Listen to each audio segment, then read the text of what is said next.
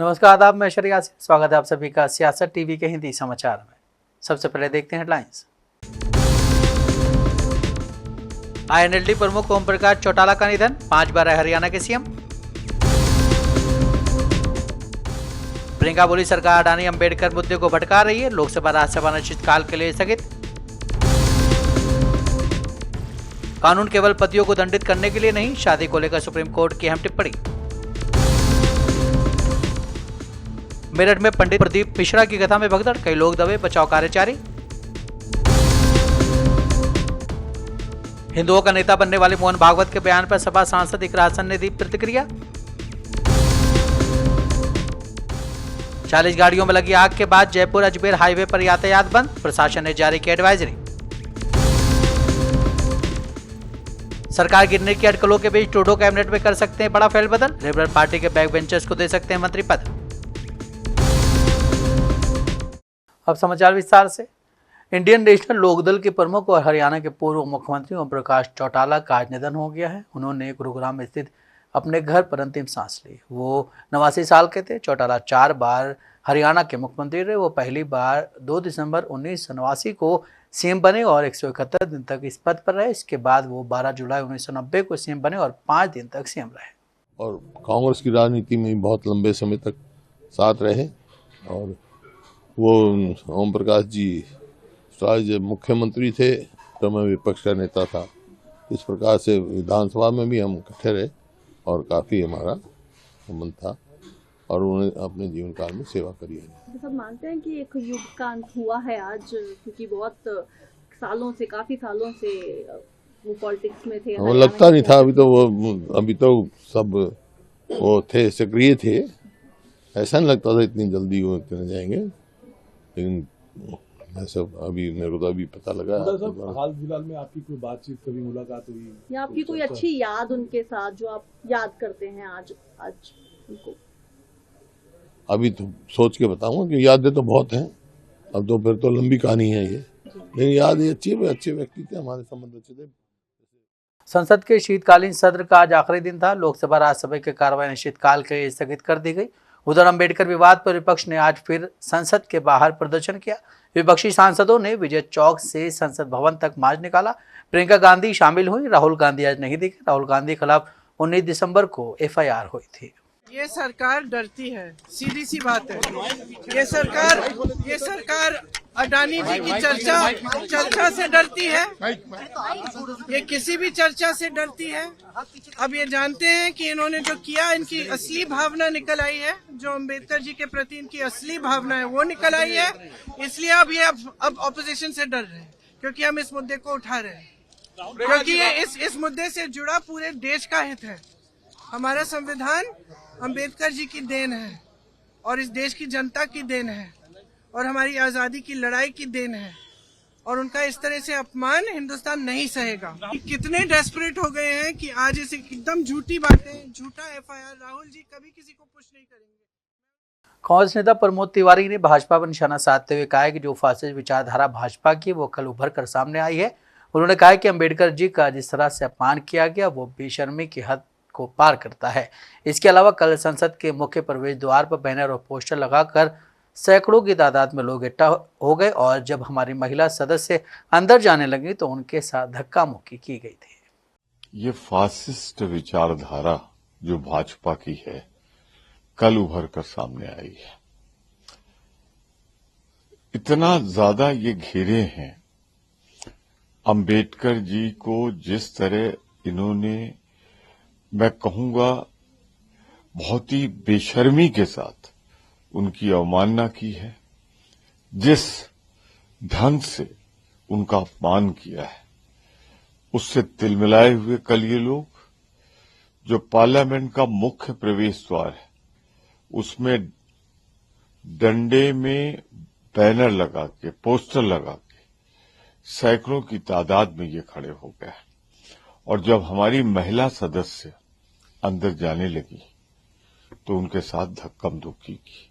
हमारे बुजुर्ग नेता विरोधी दल खरगे साहब भी गिर गए। शादी को लेकर सुप्रीम कोर्ट ने एक अहम टिप्पणी की है। शीर्ष अदालत ने कहा है कि शादी कोई कमर्शियल वेंचर नहीं है और महिलाओं के लिए जो कानून के प्रावधान है वो उनके भलाई के लिए है, ना कि उनके पतियों को दंडित करने के लिए है। एक मामले की सुनवाई के दौरान कोर्ट ने टिप्पणी की है। जस्टिस BV नागरत्ना और जस्टिस पंकज मित्तल की बेंच ने कहा है कि हिंदू विवाह एक पवित्र प्रथा है, ये परिवार की नींव है, ये कोई कमर्शियल वेंचर नहीं है।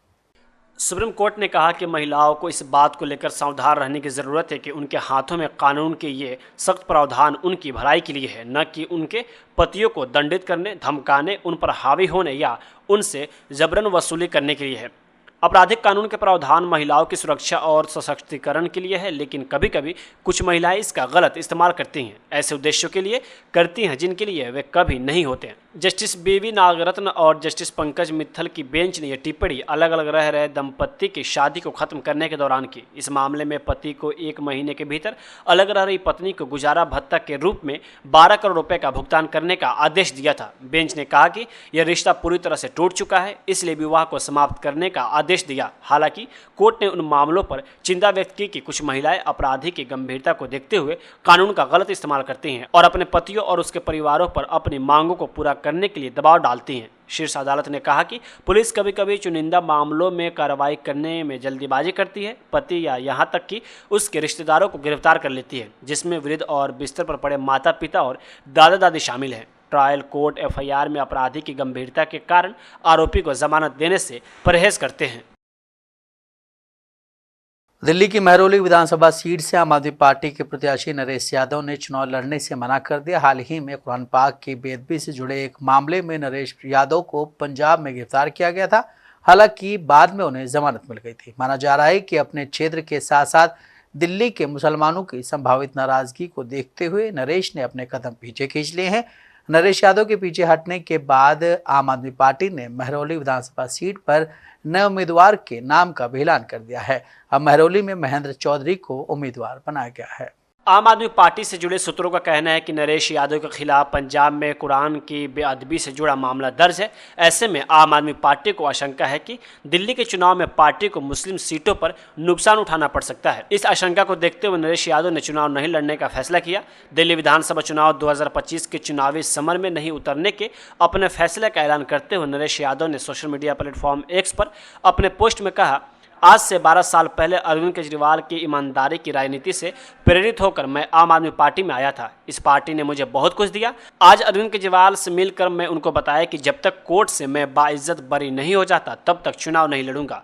उन्होंने आगे कहा, मैं पूरी तरह से निर्दोष हूं और मुझ पर लगाए गए इल्ज़ाम राजनीति से प्रेरित और झूठे हैं। इसलिए मैंने उनसे यह गुजारिश की कि मुझे चुनाव लड़ने से मुक्त कर दें। मैं आगे भी महरौली के लोगों की सेवा करता रहूंगा और एक आम कार्यकर्ता की तरह जी जान लगाकर केजरीवाल को फिर से CM बनाऊंगा। किसान नेता जगजीत सिंह डल्लेवाल की भूख हड़ताल पर बोलते हुए आम आदमी पार्टी के राज्यसभा सांसद राघव चड्ढा ने आज कहा है कि उनकी पार्टी डल्लेवाल और देश के किसानों के लिए न्याय की मांग करती है। की तबीयत लगातार गंभीर होती जा रही है। आज उनके अनशन को 24 दिन से ऊपर हो गया है। हम ये मांग करते हैं कि हमारे देश का अन्नदाता, जिसे हम लोग भगवान का दर्जा देते हैं, उसकी जो मांगे हैं, MSP से संबंधित मांगे, लखीमपुर खेरी के इंसाफ से संबंधित मांगे और जो उनका चार्टर ऑफ डिमांड्स हैं, उन तमाम मांगों को सरकार सुने, उस पर हमारे किसान नेताओं के साथ संवाद करे और उनकी मांगों को माने। इस देश का किसान जिस प्रकार से आज भूख हड़ताल पे बैठने के लिए मजबूर हो गया है, ये दिखाता है कि हम लोगों ने जय जवान जय किसान का नारा तो बहुत बार सुना, लेकिन ये सरकार उस नारे को लागू करने में पूरी तरीके से फेल हो गई है। हम डल्लेवाल साहब के लिए और देश के किसानों के लिए इंसाफ की मांग। उत्तर प्रदेश के मेरठ में पंडित प्रदीप मिश्रा की कथा में भगदड़ मच गई। भगदड़ में कई श्रद्धालु गिर गए हैं और दब गए हैं। आज पंडित प्रदीप मिश्रा की कथा का छठा दिन था। मौके पर पुलिस पहुंची और बचाव कार्य में जुट गई है। इसमें कई लोग घायल भी हुए हैं। बताया जा रहा है कि उनकी कथा को सुनने करीब 1 लाख से ज्यादा लोग वहां पहुंचे थे।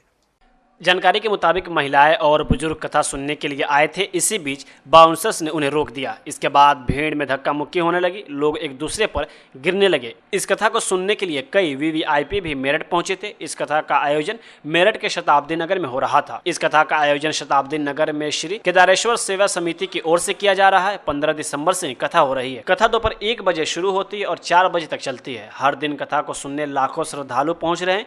आयोजकों की ओर से वाहनों को खड़ा करने के लिए 7 पार्किंग बनाई गई है। वहीं लगभग 1000 पुलिस कर्मियों को भी मौके पर तैनाती की गई है। आयोजकों के मुताबिक एसएसपी डॉक्टर विपिन ताड़ा सारी व्यवस्था देख रहे हैं। श्रद्धालुओं के लिए स्वच्छ जल, भोजन और अन्य सुविधाओं की व्यवस्था की गई है। ड्रोन से कथा पंडाल और आसपास के इलाकों पर नजर रखी जा रही है। एसपी ट्रैफिक राघवेंद्र मिश्रा के मुताबिक शिव महापुराण कथा का आयोजन हो रहा है। प्रशासन ने पूरे इंतजाम किए थे। कथा के चलते ट्रैफिक भी डायवर्ट किया गया है। समाजवादी पार्टी अध्यक्ष अखिलेश यादव ने कहा कि गृह मंत्री अमित शाह ने बाबा साहब भीमराव अम्बेडकर का अपमान किया, उन्हें माफी मांगनी चाहिए। उन्होंने कहा कि गृह मंत्री की माफी को लेकर सांसदों की मांग सही है।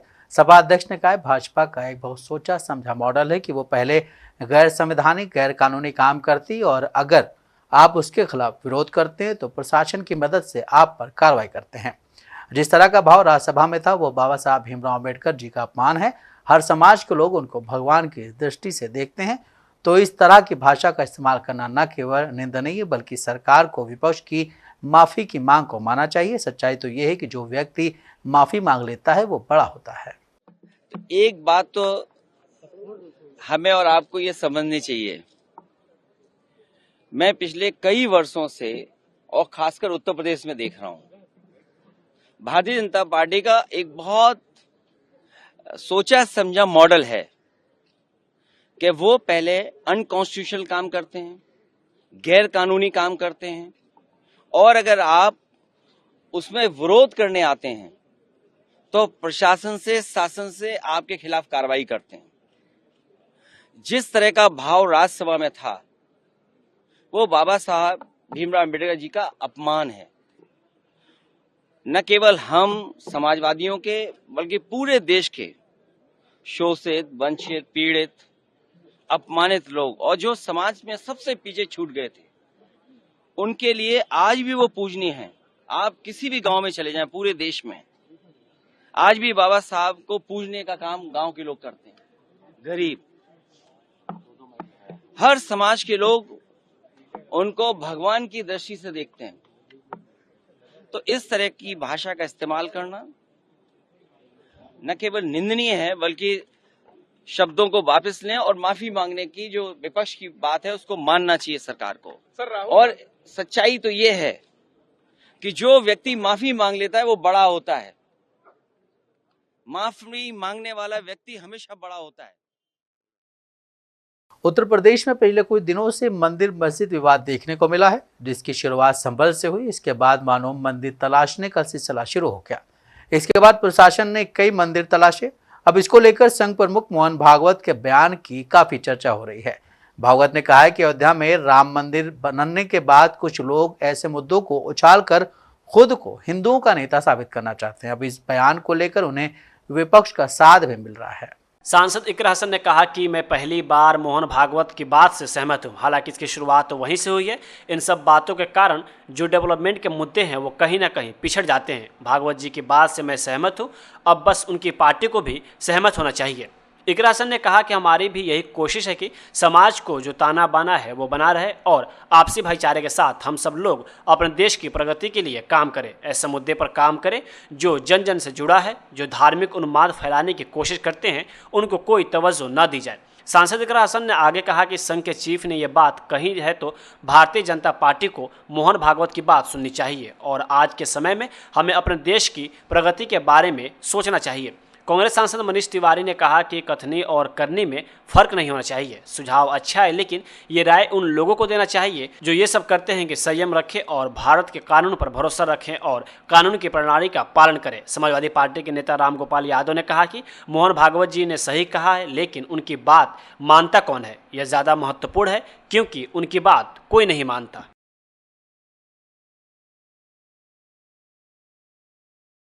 कांग्रेस सांसद और विपक्ष के नेता राहुल गांधी के खिलाफ एफआईआर पर बोलते हुए तेजस्वी यादव ने कहा है कि बेकार की एफआईआर है। अमित शाह द्वारा बाबा साहब अम्बेडकर पर दिए बयान के मुद्दे को भड़काने की ये साजिश है। हम बाबा साहब अम्बेडकर के प्रति भाजपा की मानसिकता को जानते हैं। जनता बाबा साहब अम्बेडकर का अपमान बर्दाश्त नहीं करेगी। बेकार की बात है, बेकार का FIR। आप भी जान रहे बाबा साहब के अम्बेडकर को जिस तरह से अपमानित अमित शाह ने किया, उसको इस इशू को डाइवर्ट करने का एक षड्यंत्र है। अब देश की जनता बेवकूफ तो है नहीं कि जो ये पिक्चर दिखाएंगे वही पिक्चर देश की जनता देखेगी। हम लोग अंधे तो है नहीं, हम लोग सब लोग जानते हैं कि बीजेपी के लोगों की मानसिकता बाबा साहब अम्बेडकर के प्रति क्या है।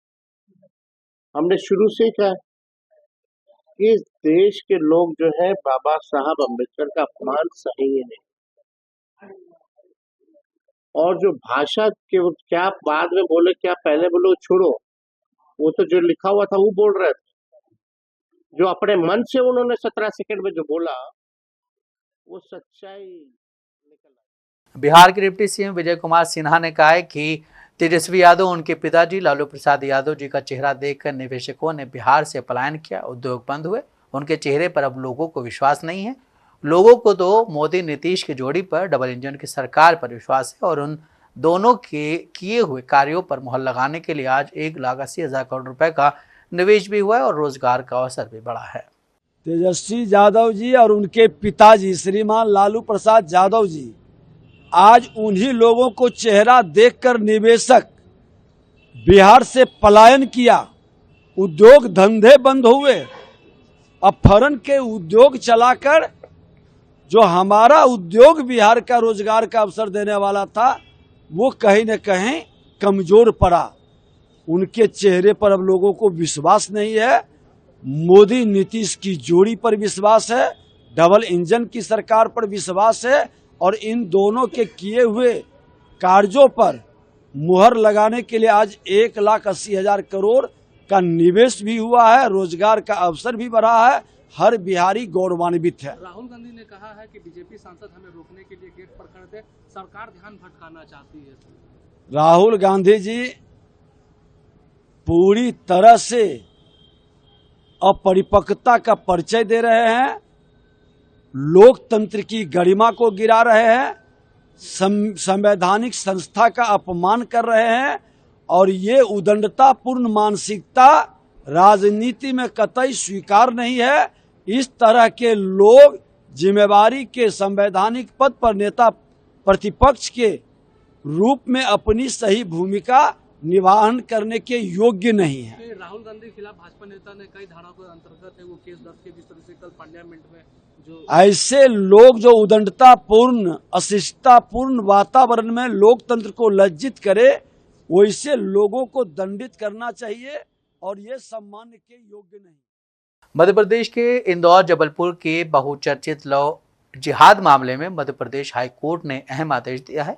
इंदौर के रहने वाली अंकिता राठौर और जबलपुर के रहने वाले हसनैन अंसारी की शादी के लिए हाई कोर्ट ने पुलिस और प्रशासन को हर संभव मदद करने का आदेश दिया। ये मामला तब सुर्खियों में आया जब लड़की के पिता ने याचिका दायर कर स्पेशल मैरिज एक्ट के तहत उनकी शादी पर रोक लगाने की मांग की थी।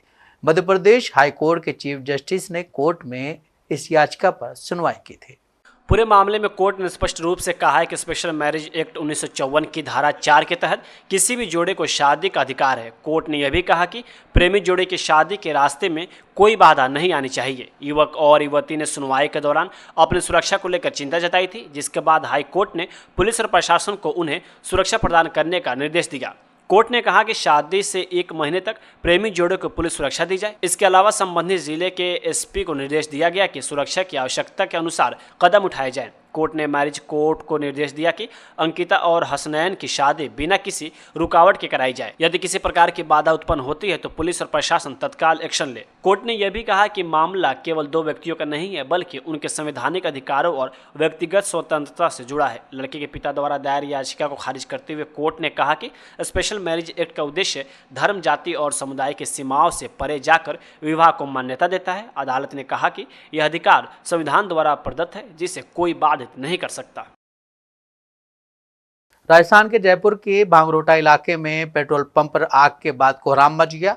सुबह करीब 5:30 बजे 2 ट्रकों की भिड़ंत हुई, जिसके बाद सीएनजी टैंकर में जोरदार ब्लास्ट हुआ। इसने आसपास की गाड़ियों को अपनी चपेट में ले लिया।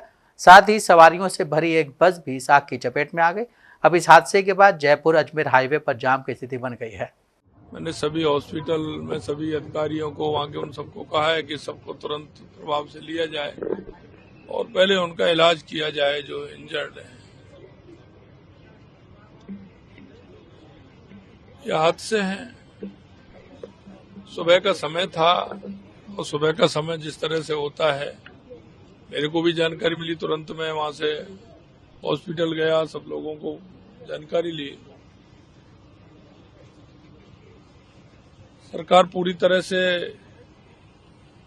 घटना के लिए जो भी होगा हम जांच भी करेंगे, उनके इलाज भी करेंगे, जो उचित उनको सहयोग करना है वो भी करेंगे।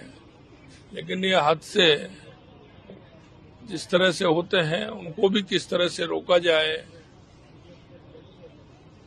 उस पर भी सरकार निश्चित रूप से विचार करेगी। मैं उन सभी को जो इस घटना में हताहत हुए हैं, उन सभी के परिवारजनों को ईश्वर शक्ति दे उनको,